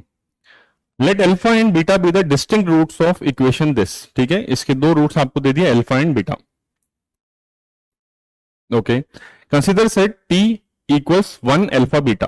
तो सेट टी में 3 एलिमेंट्स है 1 अल्फा और बीटा. अल्फा बीटा कहां से आ रहे हैं यहाँ के रूट्स के थ्रू आ रहे हैं. For a matrix 3x3 for a 3x3 matrix M. ठीक है, 3x3 मैट्रिक्स है आर आई. ये है R I equals AI1 plus AI2 plus AI3. Let say R1 है, अगर हम I को 1 रखते हैं ये हो जाएगा A11 plus A12 plus A13. मतलब ये रो 1 के सारे एलिमेंट्स हैं, तो R1 मतलब रो 1 के सारे एलिमेंट्स का सम, R2 मतलब रो 2 के सारे एलिमेंट्स का सम, R3 रो 3 के एलिमेंट्स का सम.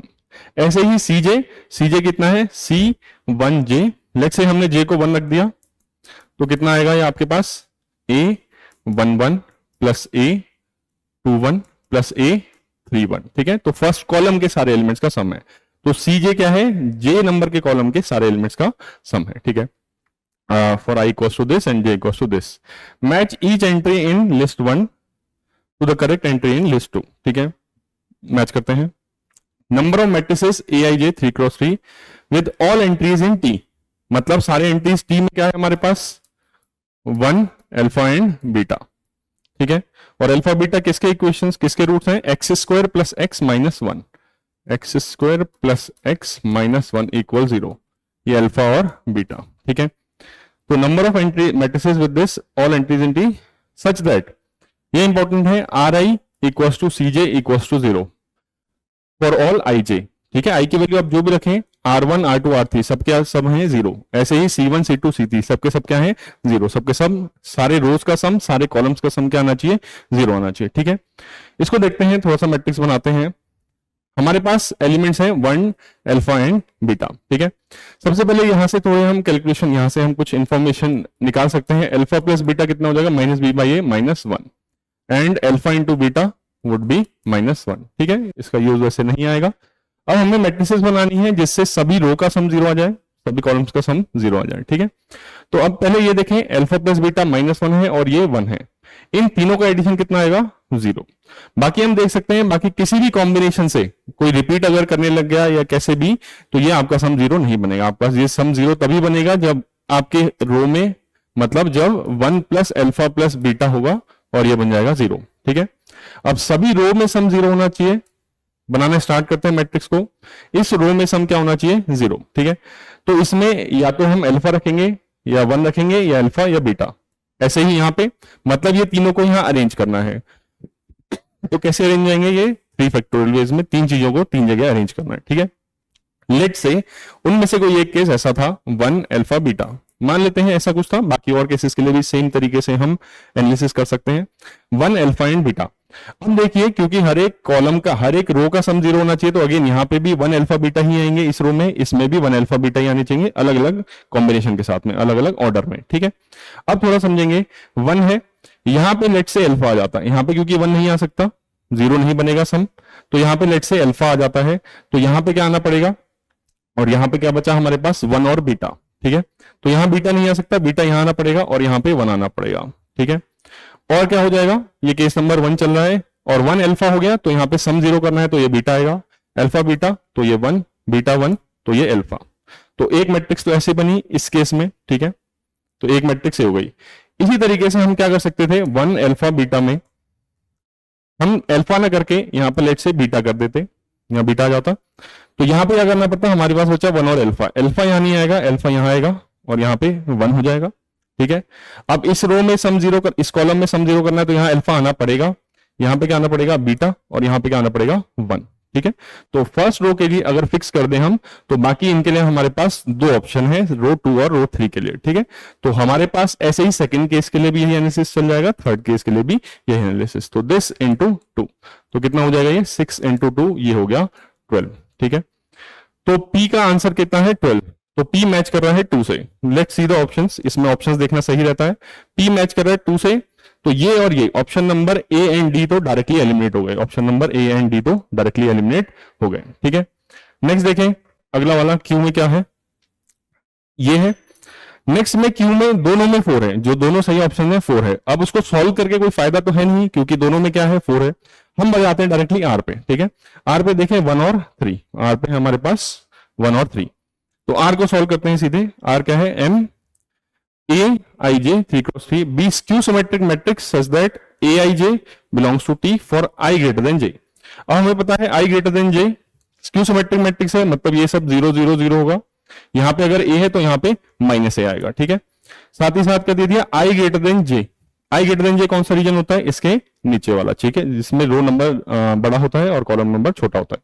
तो इस रीजन में क्या है, एलिमेंट्स बिलोंग टू टी। इस रीजन में एलिमेंट्स कहां से आएंगे, 1 अल्फा या बीटा आएंगे। ठीक है, लेट्स से ये हमारा ए आ गया, ये बी आ गया और ये सी आ गया। एबीसी कहां पर बिलोंग कर रहे हैं, एबीसी यही टी में है, इनमें से ही कुछ है। ठीक है, और स्क्यू सिमेट्रिक है तो ये माइनस ए हो जाएगा, बी है तो माइनस बी हो जाएगा, सी है तो माइनस सी हो जाएगा। ठीक है, number of elements in set this.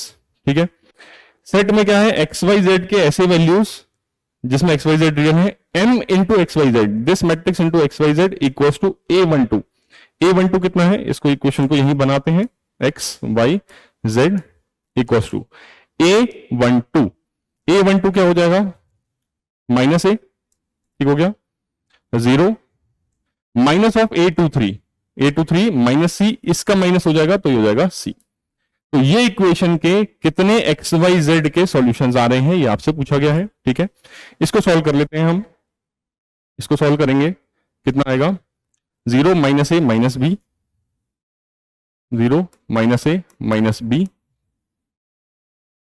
A0 minus C, A0 minus C and BC0, BC0 into X Y Z equals कितना है हमारे पास, माइनस A0 सी, माइनस A0 सी। ठीक है, अब क्या करें, सबसे पहले ये मैट्रिक्स फॉर्म में आ गई हमारे पास सिस्टम ऑफ इक्वेशन। सबसे पहले हम डी निकालते हैं। डी क्या होगा, जो हमारा या डिटरमिनेंट ऑफ ए बोल दें इसको, लेट से ये ए है, तो डिटरमिनेंट ऑफ ए कितना होगा, क्योंकि स्क्यू सिमेट्रिक मैट्रिक्स है, इसका डिटरमिनेंट लेंगे तो डिटरमिनेंट की वैल्यू कितनी आएगी, 0। तो डिटरमिनेंट ए कितना आ गया, 0। अब इस केस में क्या होता है, या तो नो सॉल्यूशन होगा या इनफाइनाइट सॉल्यूशन। इस केस में दो ही बनते हैं हमारे पास, यूनिक सॉल्यूशन तो होगा नहीं, नो सॉल्यूशन या फिर इनफाइनाइट सॉल्यूशन। ठीक है, अब जरा देखें, थोड़ा सा ऑब्जर्व कर सकते हैं हम इस सवाल में, क्योंकि 0 हम पहली इक्वेशन क्या बनाते हैं, 0 into X minus A into Y minus B into Z equals to minus A.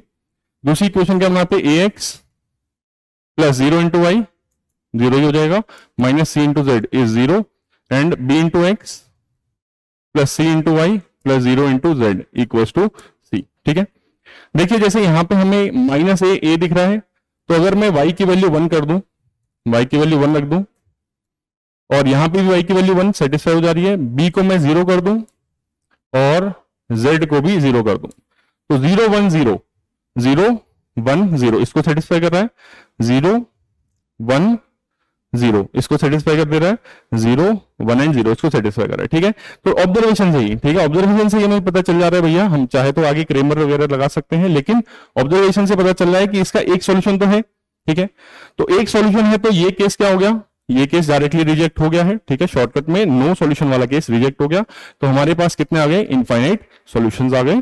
तो हम देख लेते हैं इसमें क्या है। ऑप्शन नंबर आर के लिए कितने सॉल्यूशंस है, नंबर ऑफ एलिमेंट्स कितने आ जाएंगे, इनफाइनाइट। आर के लिए है 3, तो देखें आर के लिए 3, हमारे पास ये दो ऑप्शन है, आर के लिए इसमें 1 है, इसमें 3 है, तो ये अगेन रिजेक्ट हो गया और आपका आंसर कितना आ गया, option number C is the correct one.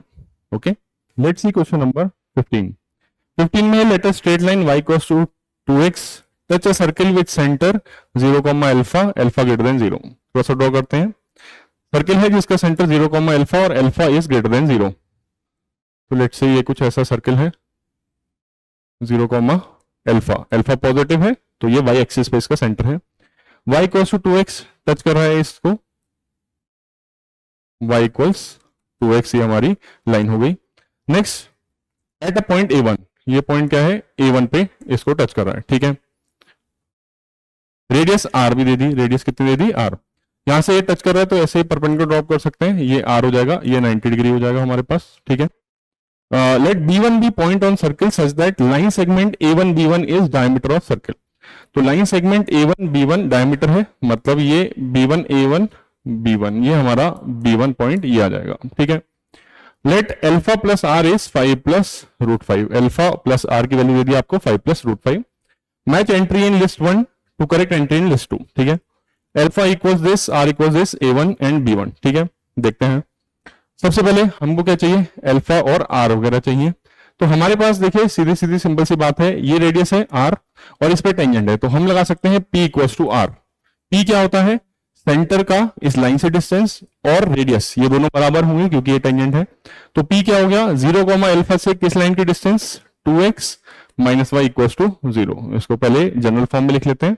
P हो जाएगा इसमें 0, अल्फा डालेंगे माइनस अल्फा का mod upon under root 4 plus 1, ये कितना है r, ये r के इक्वल है। ठीक है, तो मॉड अल्फा, अब अल्फा पॉजिटिव दे रखा है, तो माइनस अल्फा का मॉड कितना आ जाएगा, alpha equals to root 5 r।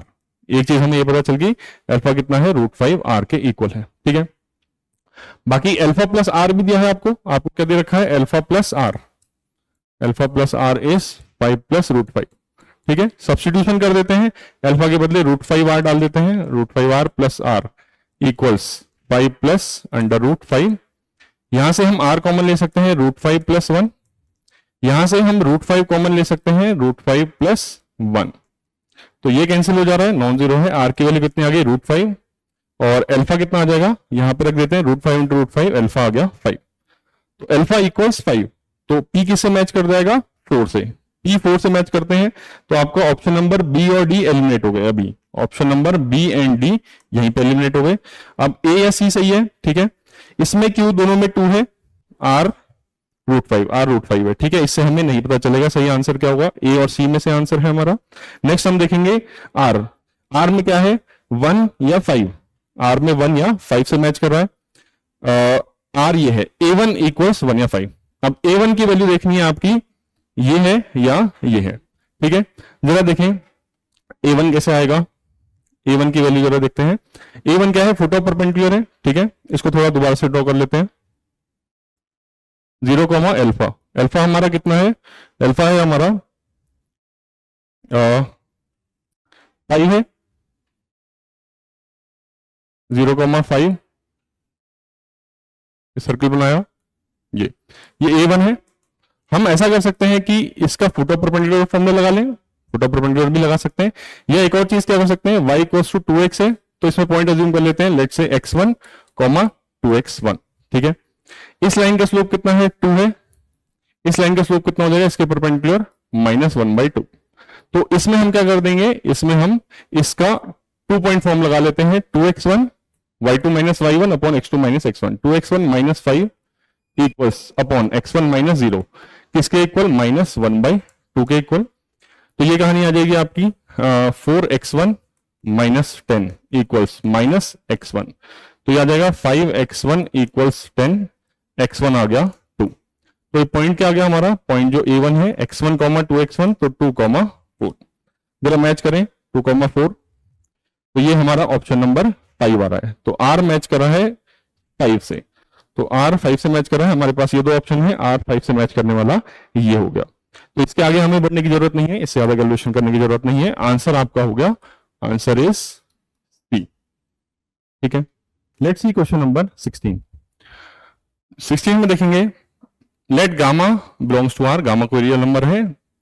L1 आपको एक 3D में लाइन दे दी, L2 3D में लाइन दे दी, एक एक गामा यहाँ पे अननोन है। ठीक है, बाकी सब नोन है, ये इंटरसेक्ट कर रहे हैं। ठीक हो गया। R1 भी point of intersection of L1 and L2, L1 L2 कहां इंटरसेक्ट कर रहे हैं, R1 पे। O भी origin, and cap be unit vector normal to plane containing both L1 and L2। ठीक है, तो लाइन L1 है, L2 है। ठीक है, ये दोनों इंटरसेक्ट कर रही हैं, दे दिया है। ठीक है, R1 एक पॉइंट है, तो हमें इंटरसेक्शन पॉइंट चाहिए।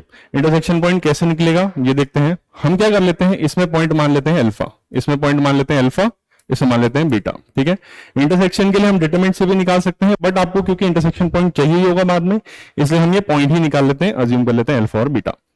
तो यहाँ पे पहले वाली लाइन पे हम क्या पॉइंट अज्यूम कर सकते हैं, अल्फा -11, दूसरा 2 अल्फा -21 और 3 अल्फा -29, 3 अल्फा -29।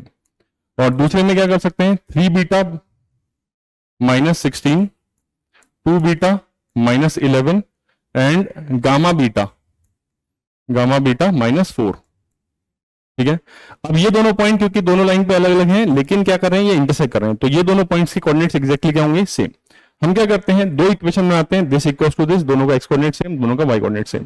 तो alpha -11 equals to 3 beta -16 and इसको पहले थोड़ा सिंप्लीफाई कर लें, अल्फा -3 बीटा इक्वल्स टू -5। ऐसे ही दूसरी इक्वेशन बना लेंगे, इन दोनों को इक्वेट कर लेंगे, 2 अल्फा -21 इक्वल्स टू 2 बीटा -11। तो हो जाएगा 2 अल्फा -2 बीटा इक्वल्स टू 21 -11, ये हो गया 10। अल्फा माइनस बीटा कितना हो गया, 5। ठीक है, तो इसमें क्या कर दें हम, सब्स्टिट्यूशन या सब्ट्रैक्ट कर देते हैं। हमारे पास दो इक्वेशन क्या आ गई, alpha -3 beta -5, alpha -3 beta -5 and alpha minus beta 5, alpha minus beta is 5। ठीक है, सब्ट्रैक्ट कर देंगे, ये कैंसिल हो जाएगा, -3 बीटा प्लस बीटा -2 बीटा -10। तो बीटा कितना आ गया, 5, अल्फा कितना हो जाएगा, 5 प्लस बीटा, तो ये हो गया 10। तो अल्फा 10 बीटा 5। ठीक है, अब क्योंकि ये पॉइंट सेम है तो ये दोनों भी इक्वल होंगे, क्योंकि दोनों पॉइंट सेम है, जेड कोऑर्डिनेट भी सेम होंगे। 3 अल्फा -29,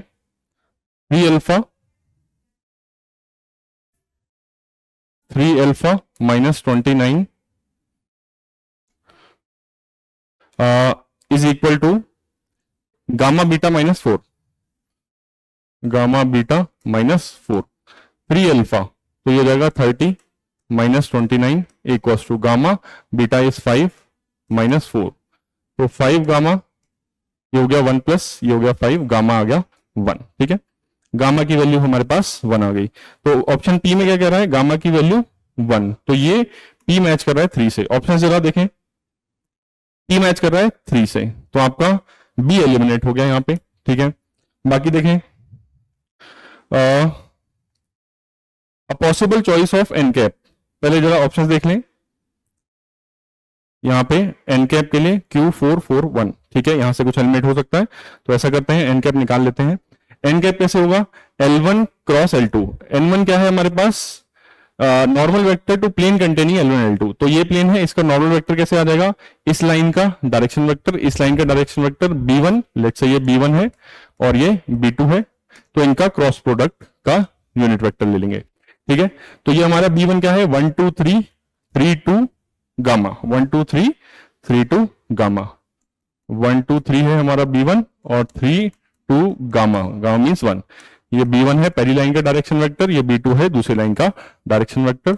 तो पहले नॉर्मल वेक्टर निकालते हैं, B1 क्रॉस B2 हो जाएगा क्या, इसमें क्या आएगा आपके पास, I J K 1 2 3 3 2 1, इसको निकाल लेते हैं, I 2 -6 -1 1 -9 -j और प्लस के में आ जाएगा आपका 2 -6, ये हो गया -4i प्लस 8j -4k।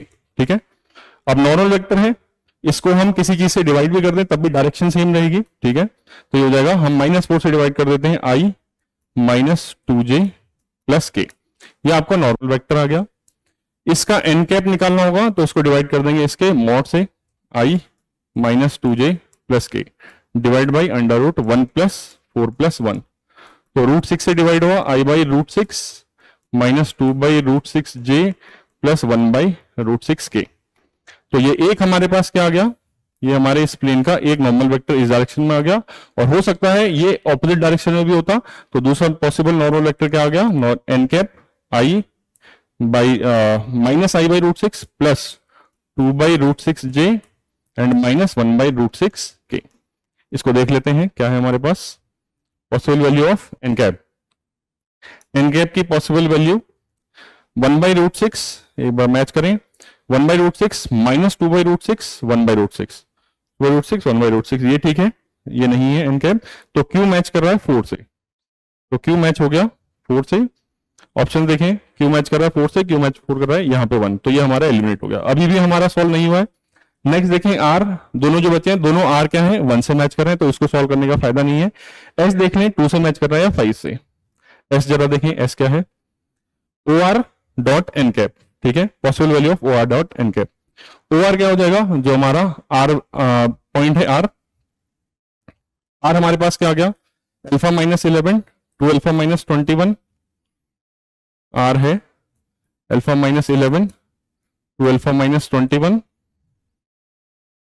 और 3 अल्फा -29, 3 अल्फा -29। अल्फा की वैल्यू रख देते हैं, अल्फा की वैल्यू हमारे पास क्या आई थी, अल्फा की वैल्यू आई थी 10, तो -1 -1 और 1, आर हो गया -1 -1 1 डॉट एन कैप, तो ओ आर भी यही हो जाएगा -1 -1 1, O R -1 -1 1 and N cap this 1 by √6 -2 by √6 1 by √6 1 by √6 -2 by √6 1 by √6, ठीक हो गया। इनका डॉट प्रोडक्ट कर देते हैं, O R dot N cap, ये हो जाएगा -1 by √6 plus 2 by √6 and plus 1 by √6, ये कितना आ गया, ये कैंसिल हो गया हमारे पास, और ये हमारे पास आ गया 2 बाई √6, ये हो जाएगा। या एन कैप को नेगेटिव लेंगे तो इसी की नेगेटिव वैल्यू आ जाएगी, तो 2 बाई √6 देख लेते हैं ऑप्शंस में, लास्ट वाले के लिए 2 बाई √6 2 बाई √6 देखिए जरा, √3/2, इसको थोड़ा सिंप्लीफाई कर लेते हैं, √2 इंटू √2 √2 इंटू √3, तो √3 इंटू √2, ये कैंसिल हो गया, तो √2/3, तो किससे मैच कर रहा है हमारा ये, √2/3, ऑप्शन नंबर 5 से, ऑप्शन नंबर 5, मतलब एस 5 से मैच कर रहा है, तो आपका आंसर कौन सा हो गया, option number C is the correct one, answer is option number C. Let's see question number 17 में है f r2r g r2r, दो फंक्शंस हैं defined by fx x mod x sin 1/x and 0 when x = 0, g की भी कुछ definition दे दी, 0 से half में 1 - 2x है और अदरवाइज बाकी सारी वैल्यूज के लिए 0 है। ठीक है, A B C D real numbers हैं, डिफाइन द फंक्शन h, एक hx हमने डिफाइन कर दिया, a times fx, b times this, c times this, d times this, तो gx और fx के टर्म्स में हमने एक नया फंक्शन hx डिफाइन कर दिया है। लिस्ट 1 और लिस्ट 2 मैच कर रहे हैं। सबसे पहले लिस्ट 1 देखें, लिस्ट 1 क्या है, a की वैल्यू 0, a की वैल्यू 0 मतलब ये पार्ट 0 हो गया, b की वैल्यू 1 मतलब ये रहेगा इतना part 1 into this, c value 0 ये उड़ गया, d 0 ये उड़ गया। ठीक है, तो आपके पास सीधे सीधे ऑप्शन नंबर p के लिए, यहां पे p के लिए b1 आ रहा है, तो आपका hx हो जाएगा gx plus g of half minus x। ठीक है, ये पूछा है h11 है, h ऑन2 है, इनटू है, डिफरेंशिएबल है, पहले हम hx निकाल लेते हैं। ठीक है, तो gx तो हमारे पास पता है 0 से हाफ में ये डेफिनेशन है, g हाफ माइनस x कैसे निकालेंगे, gx के फॉर्मूले में जहां जहां x दिख रहा है वहां पे हाफ माइनस एक्स पुट कर देंगे, तो 1 माइनस 2 हाफ माइनस एक्स, ये हो जाएगा 0 हाफ माइनस एक्स हाफ तक, ठीक है। और बाकी अदरवाइज ये सब रहेगा 0। तो जरा देखें, ये हो जाएगा 1 माइनस 1 प्लस 1, ये हो जाएगा 2x, ठीक है। और इसमें हम क्या करेंगे, x की वैल्यू निकाल लेते हैं। किन x के लिए ऐसे डिफाइंड है, पहले हम क्या करेंगे, हाफ सब्ट्रैक्ट करते हैं, यहीं पर इसको सॉल्व कर लेते हैं। साइड में हाफ सब्ट्रैक्ट कर देते हैं तीनों साइड से, minus half minus x 0, minus से तीनों मल्टीप्लाई कर देंगे, इनइक्वालिटी का साइन चेंज हो जाएगा, तो ये हो जाएगा 0 x हाफ। तो x की वैल्यू अगर 0 से लेकर हाफ तक है तो ये फंक्शन 2x के बराबर होगा, अदरवाइज क्या होगा, ये 0, ठीक है, अदरवाइज 0। अब आपको फंक्शन hx चाहिए, hx जरा देखें, hx है gx प्लस ये फंक्शन प्लस ये फंक्शन, ठीक है। तो इसको कैसे समझेंगे देखते हैं। तुम्हारा fx है 0 से हाफ के बीच में, x की वैल्यू अगर 0 से हाफ जा रही है तो ये फॉर्मूला लग रहा है 1 माइनस 2x, रेस्ट ये सब 0 है। ये हमारा gx है, सॉरी ये क्या है हमारा gx, और g of half minus X कितना आ रहा है, g of half minus X आ जाएगा ये 0 और ये हाफ, फॉर्मूला है आपका 2x इनके बीच में और बाकी सब 0। इनको ऐड करेंगे तो इस रीजन में 0 हो जाएगा, इस रीजन में 0 हो जाएगा और इस रीजन में 1 हो जाएगा, ठीक है।